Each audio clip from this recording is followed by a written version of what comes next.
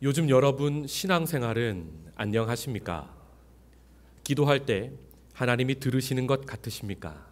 아니면 혼자 외치다 돌아가는 것 같습니까? 말씀 들을 때 하나님 생각, 하나님 마음 좀 느껴지십니까? 아니면 졸음을 겨우 참다 돌아가십니까? 성경은 기도와 말씀을 통하여 하나님을 만나고 문제를 해결받는 사람들 이야기가 나옵니다. 어려운 시대일수록, 어려운 상황일수록 하나님의 깊은 은혜를 체험하는 사람들이 있습니다.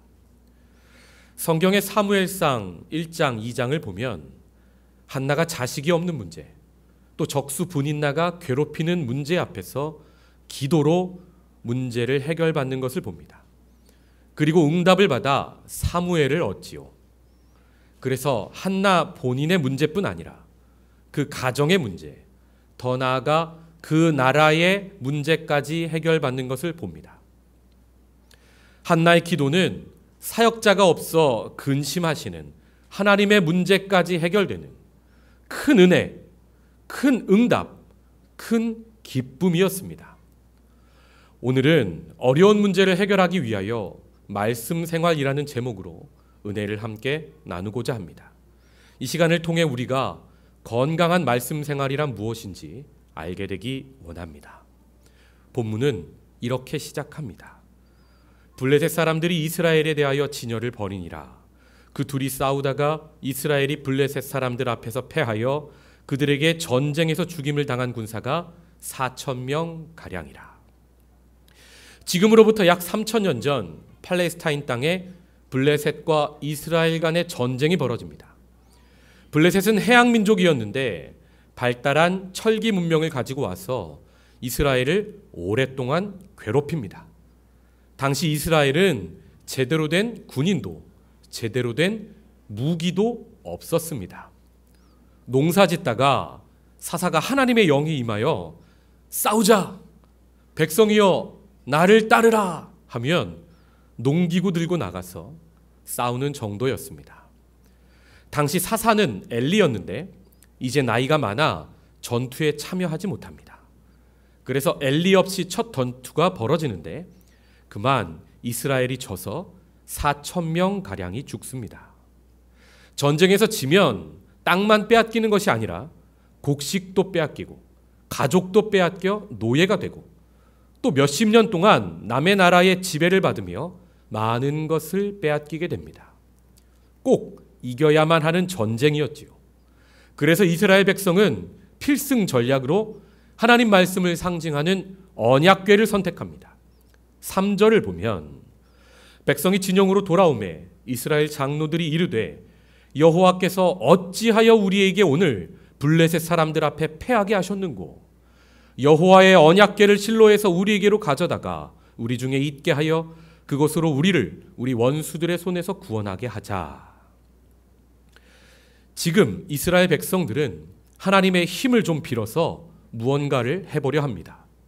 4,000명이 죽고 나서 반성을 하는데 왜 하나님이 우리를 블레셋에 지게 하셨을까 생각을 합니다. 그리고 언약궤를 가져와서 전쟁에 나가면 우리가 이기지 않을까 생각을 합니다. 그래서 홈리와 비느하스가 언약궤를 가져와 함께 전투에 참여합니다. 그런데 언약궤를 가져왔으니 하나님이 우리와 함께 하실 거야 라는 그들의 믿음은 두 번째 전투에서 여지없이 깨지고 맙니다. 10절, 11절입니다. 블레셋 사람들이 쳤더니 이스라엘이 패하여 각기 장막으로 도망하였고 살육이 심히 커서 이스라엘 보병에 엎드러진 자가 3만 명이었으며 하나님의 궤는 빼앗겼고 엘리의 두 아들 홈리와 비느하스는 죽임을 당하였더라. 하나님은 왜 그 전쟁에 함께하지 않으십니까? 이스라엘 백성이 말씀대로 말씀을 상징하는 언약궤를 가지고 갔는데도 말입니다. 여기에는 크게 두 가지 이유가 있습니다. 먼저 쉽게 눈에 띄는 이유가 있습니다. 많은 전사자 중에 두 사람의 이름이 언급되고 있는데 홈리와 비느하스입니다. 이 둘은 앞장에 살펴보면 여호와의 제사를 멸시하는 사람이었다고 말합니다. 하나님께 드릴 제사 고기를 마음대로 훔치고 또 성막에서 봉사하던 여인들을 희롱하던 사람들입니다. 그래서 하나님께서 그들이 한날 한시에 심판받을 것을 말씀하셨습니다. 그런데 여러분, 여기에는 하나님이 그 전쟁에 함께 하실 수 없었던 또 다른 이유, 더 깊은 이유가 한 가지 있습니다. 3장 1절을 제가 읽습니다. 아이 사무엘이 엘리 앞에서 여호와를 섬길 때에는 여호와의 말씀이 희귀하여 이상이 흔히 보이지 않았더라. 성경이 우리에게 전해주는 그 시대의 모습은 어떠합니까? 하나님 말씀이 희귀하여 이상이 흔히 보이지 않는 시대였다고 말합니다. 말씀이 너무 드물어서 찾을 수가 없는, 말씀이 참 귀한 시대였다는 겁니다. 그럼 그 시대에는 설교하는 사람도 없고 설교 듣는 사람도 없었다는 말입니까? 아닙니다. 당시에 예배도 많았고 설교하는 엘리도 있었고 많은 예배자들이 성막에 있었습니다.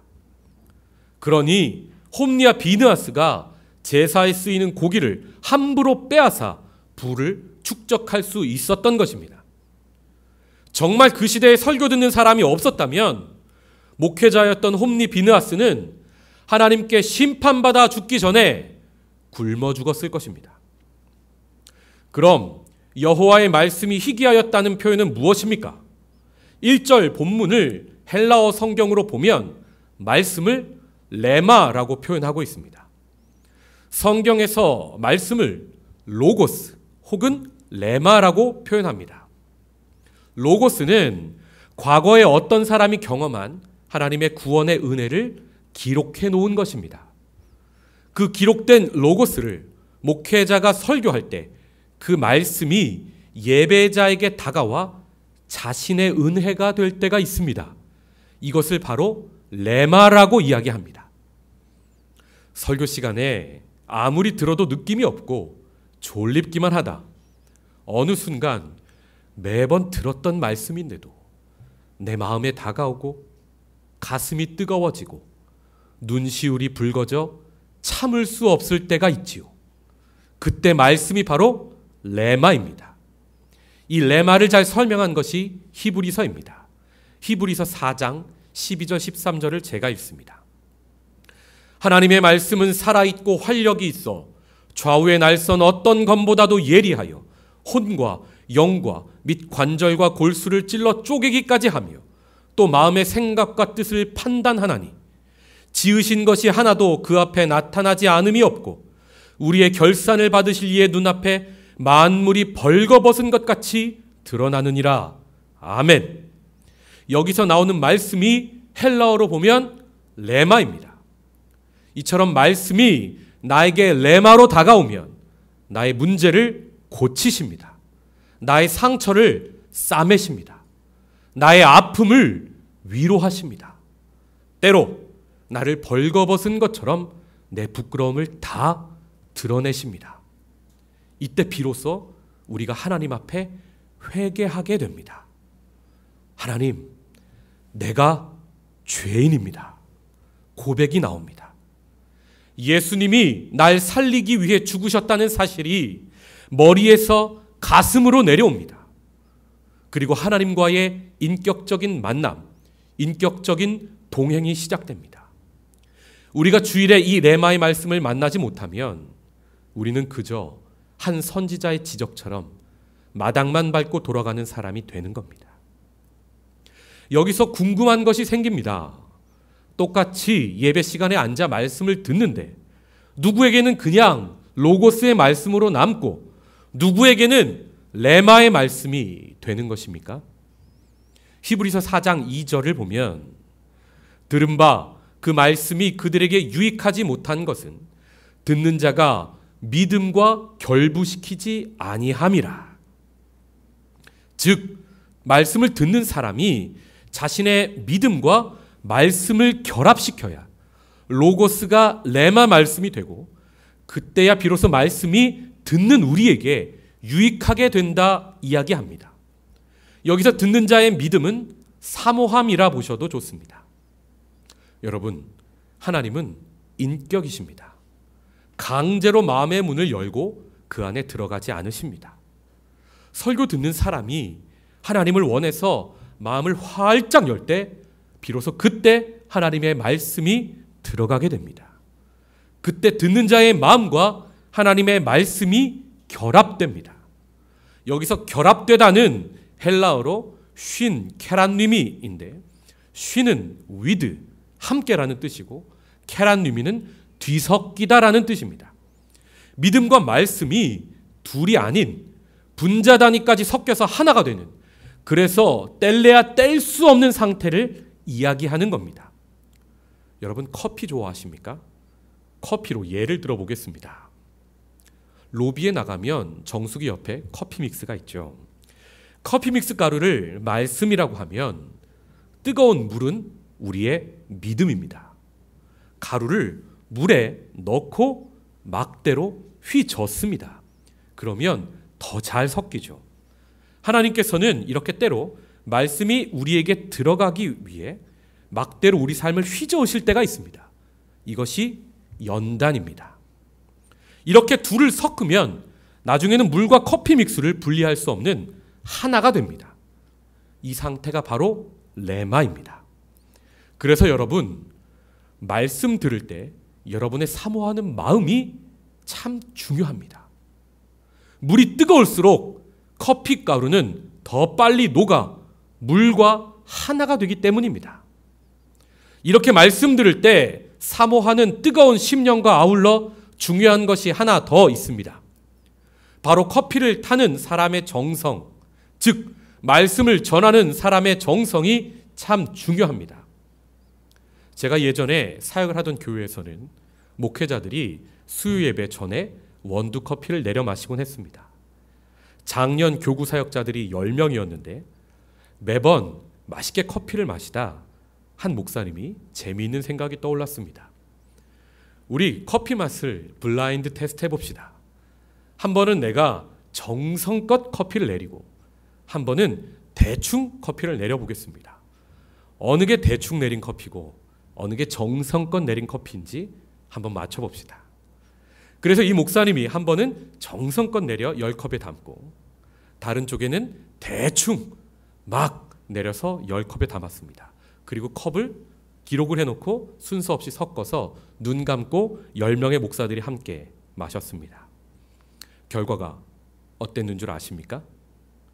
10명 모두 정성껏 내린 커피가 무엇인지 맞추었습니다. 왜요? 10명 모두에게 그 커피가 더 맛있었기 때문입니다. 무슨 말입니까?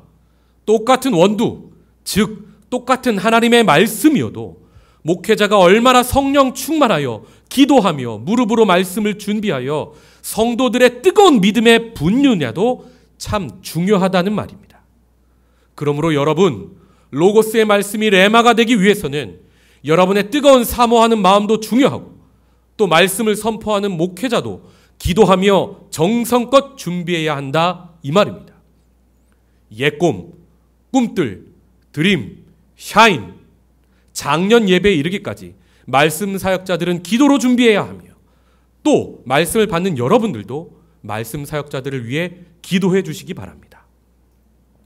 본문으로 돌아와 이스라엘 백성은 지금 누구도 하나님의 말씀을 그 레마의 말씀으로 받고 있지 못하였던 것입니다. 그래서 성경이 그 시대를 레마의 말씀이 거의 없는 시대라 평하고 있는 겁니다. 그들은 하나님의 능력으로 출애굽하고 광야 40년 잘 지내고 가나안 땅에 들어갔습니다. 그 누구보다 살아계신 하나님을 경험하였던 것입니다. 그런데 시대가 조금 지나자 그 하나님은 과거의 하나님이 되어버립니다. 그들이 하나님을 오늘 내 삶에 구체적으로 역사하시고 인도하시고 구원하시는 분으로는 경험하고 있지 못하였던 것입니다. 그래서 이스라엘의 음란한 우상 숭배가 만연하게 됩니다. 하나님도 예배하다 하나님이 안 살아계신 것 같으니까 우상도 겸하여 섬겼던 것입니다. 그 우상숭배의 결과로 하나님 사랑으로부터 멀어져 이웃사랑도 점점 없어져만 갑니다. 그래서 사사기는 그 시대, 여호와의 말씀이 희귀하여 이상이 흔히 보이지 않던 시대를 이렇게 평가합니다. 사사기 17장 6절, 그때에는 이스라엘의 왕이 없었으므로 사람마다 자기 소견에 옳은 대로 행하였더라. 그들의 왕인 하나님을 버립니다. 각자가 자기 삶의 왕이 되어 육체의 정욕, 안목의 정욕, 이생의 자랑이 시키는 대로 말씀을 떠나 마음껏 살고 있었던 겁니다. 이런 상황에서 블레셋과 전쟁이 터진 겁니다. 이스라엘은 마음이 다급해집니다. 그래서 알라딘에 나오는 램프의 지니에게 빌듯 언약궤를 가지고 전쟁에 나간 겁니다. 그 전쟁에서 이스라엘은 크게 패하고 궤는 블레셋에 빼앗기고 맙니다. 이 소식을 들은 비느하스의 아내는 너무 마음이 아파 출산을 하는데 아이의 이름을 이카봇이라 짓습니다. 그 뜻은 영광이 이스라엘에게서 떠났다입니다. 성도 여러분, 우리 하나님은 기계가 아니십니다. 하나님은 인격이십니다. 이스라엘 백성이 생활은 말씀과 정반대로 살면서 말씀 상징하는 언약궤 가져간다고 거기에 동행하실 수가 없는 겁니다. 하나님의 영광이 자기들에게서 떠났다고 아파하는 이스라엘. 하나님은 지금 그들보다 더 아프십니다. 그럼 이 시대는 그냥 이렇게 어둡기만 하고 아프기만 하다 끝나는 것일까요? 하나님은 이 시대를 위해 어떤 구원의 은혜를 준비하고 계십니까? 하나님은요, 우리의 연약함을 너무 잘 아세요. 우리가 실수할 것, 우리가 실패할 것을 다 아시고 피할 길을 준비하십니다. 고린도전서 10장 13절을 띄워주시겠습니까? 함께 읽겠습니다. 시작. 사람이 감당할 시험 밖에는 너희가 당한 것이 없나니 오직 하나님은 미쁘사 너희가 감당하지 못할 시험 당함을 허락하지 아니하시고 시험 당할 즈음에 또한 피할 길을 내사 너희로 능히 감당하게 하시느니라. 아멘. 하나님은요, 우리가 감당할 만한 시험, 감당할 만한 어려움을 허락하십니다. 그것을 통해 우리를 연단하시고 성장시키세요. 그런데 그 연단 속에서 때로 우리가 감당할 수 없을 정도로 지쳐 힘들면 어떻게 하십니까? 그 어려움을 피할 길을 주신답니다. 그래서 우리가 능히 넉넉히 감당하게 하신다는 겁니다. 그럼 이 어려운 시대에 하나님은 피할 길을 어디에 준비하고 계십니까? 본문 말씀은 사무엘을 주목합니다. 3장 2절에서 4절입니다. 엘리의 눈이 점점 어두워가서 잘 보지 못하는 그때에 그가 자기 처소에 누웠고 하나님의 등불은 아직 꺼지지 아니하였으며 사무엘은 하나님의 궤에 있는 여호와의 전 안에 누웠더니 여호와께서 사무엘을 부르시는지라 그가 대답하되 내가 여기 있나이다. 아멘. 하나님은요, 이 백성의 아픔을 끝내기 원하세요. 그래서 한나가 기도하게 하셨어요. 그리고 한나가 사무엘을 하나님께 드리도록 하셨어요. 그렇게 기도 응답으로 나온 사무엘은 지금 밤에 어디에 누워 있습니까? 엘리는 자기 처소에 누웠는데 사무엘은 성막 하나님의 궤 앞에 누워 있습니다. 왜입니까? 사무엘은 홈리와 비느하스 때문에 말씀을 제대로 듣지 못한 것이 너무 답답했어요. 하나님께 제대로 예배드리지 못한 것이 너무 힘들었던 겁니다. 그러니까 편한 잠자리가 아니라 진짜 하나님의 레마 음성이 듣고 싶어 성전 언약궤 앞에 누워 있는 것입니다. 사무엘은 그 시대에 그 누구보다 하나님을 사랑했습니다. 그래서 낮에만 성막에 있는 게 아니라 밤에도 하나님을 떠나기가 싫었던 겁니다. 본문에 여호와의 등불은 아직 꺼지지 않았다 말합니다. 이는 어두운 성막 안을 비추는 7 금촛대 불빛을 이야기합니다. 저는 이 말씀이 그렇게 위로가 되었습니다. 7 금촛대는 성령의 임재, 성령의 조명을 상징하기 때문입니다. 이카봇, 백성은 여호와의 영광이 떠났다고 생각하지만 하나님은 금촛대를 옮기지 않으셨구나. 아무리 어두운 시대여도 하나님의 등불은 여전히 그 시대를 밝혀주시는구나. 묵상이 나오며 하나님께 감사했습니다. 그 등불이 있어서 사무엘은 어둠 속에서도 무섭지 않았습니다. 그 등불이 어둠 속에 누워있는 사무엘을 비추는 그때 사무엘은 자신을 사무엘아, 사무엘아 부르시는 레마 음성을 듣습니다. 그리고 그 사무엘을 통해 하나님은 이스라엘 백성과 다시 동행하십니다. 우리가 사무엘의 모습을 보며 한 가지 알아야 할 사실이 있습니다. 레마 말씀을 듣지 못하는 사람들은 흔히 핑계를 댑니다. 뭐라고요? 엘리 때문이라고요. 엘리가 영적으로 눈이 어두워 내가 하나님을 보지 못하는 거라고요. 홈리와 비느하스 때문이라고요. 그 둘이 제사장 역할 제대로 못해서 내가 예배를 못 드리고 있다고요. 여러분, 우리가 이 시대에도 한국교회 목회자들의 문제들을 종종 TV에서 보곤 합니다. 그래서 많은 사람들이 예수는 좋아도 교회는 싫다며 가나안 교회에 갑니다. 가나안 교회가 뭡니까? 거꾸로 읽으면 안 나가 교회예요. 크리스천인데 교회는 안 나가요. 여기서 한 발 더 나가면 아예 하나님 없다 하는 안티 크리스천이 되는 것도 봅니다. 그런데요, 여러분, 그런 이유, 그런 핑계는 하나님이 나를 긍휼히 여기실 때 하실 말씀이지 내 편에서 신앙생활이 엉망이 되고 있는 핑계가 되어서는 안 된다는 말입니다. 진짜 하나님 사랑해서 말씀이 정말 듣고 싶은 사람은 어디까지 갑니까? 성전 안, 언약궤 앞까지 나가 눕는 겁니다. 성막을 밤에도 떠나지를 못하는 겁니다. 언제까지요? 말씀이 레마로 들릴 때까지요. 언제까지요? 과거의 하나님이 현재의 하나님으로 느껴질 때까지요. 언제까지요? 남의 하나님이 나의 하나님이 될 때까지요. 여러분, 삶에서 너무 힘들어도 또 교회에 홈리 비느하스처럼 나를 힘들게 하는 사람이 있어도 성도는 교회에 나와야 삽니다. 말씀 들어야 삽니다. 지난 주일에 있었던 일입니다.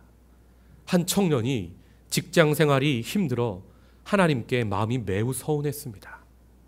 직장에서 제가 들어보니까 너무 억울한 계약을 맺은 거예요. 토요일 밤 12시 넘어 집에 왔는데 너무 힘이 듭니다. 하나님, 나 교회 안 나갈 거예요 하고 잠이 들었습니다. 그런데 다음 날 알람을 맞추지도 않았는데 아침 일찍 눈이 떠지더랍니다. 교회 가기 싫어 일부러 늦게 준비하고 천천히 걸었는데 어찌된 일인지 예배 시간에 딱 맞춰 도착하더랍니다. 힘들었지만 예배를 드립니다. 말씀을 다 듣고 믿음이 생깁니다. 그래서 하나님께 기도를 드렸습니다. 하나님, 저 직장에서 발이 너무 아파요. 앉아서 근무할 수 있는 부서로 바꿔주세요. 직장에서 보급해준 구두만 신어야 하는데 사이즈가 맞지 않는 너무 큰 구두를 받아서 아무리 스타킹을 더 신어도 이것저것 더 신어봐도 발이 구두 안에서 헛돌아 너무 아팠답니다. 도저히 서 있을 자신이 없었습니다. 그런데 그 주에 직장에서 무슨 일이 생겼는 줄 아십니까? 그 주에 바로 앉아서 근무하는 곳으로 부서가 옮겨졌습니다. 이 청년이 하나님께 감사해서 지난주 수요 예배에 나왔습니다. 한번 살아계신 하나님을 체험하니 말씀 듣고 믿음이 생겨 또 기도합니다. 하나님, 제 근무가 일정치 않아 힘듭니다. 제가 주일 예배 드릴 수 있도록 근무를 조정해 주세요. 수요예배가 마치고 근무 시간표가 핸드폰으로 왔는데 보니까 주일은 오후 근무로 잡혀서 일부 예배를 드릴 수 있게 되었고, 주일에 하루 종일 근무가 있는 날은 수요일이 휴무로 잡혀서 수요 예배에 나올 수 있게 되었습니다. 이 청년이 얼마나 기뻐하던지요. 우리도 살아계신 하나님을 만나기 위해 예배로 모입시다. 말씀 앞에 섭시다. 말씀 앞에서 삶의 간절한 문제를 가지고 기도하며 엎드립시다. 그럼 어두운 내 삶을 밝히시는 하나님의 등불을 보게 됩니다. 그리고 하나님의 따스한 음성을 듣게 됩니다.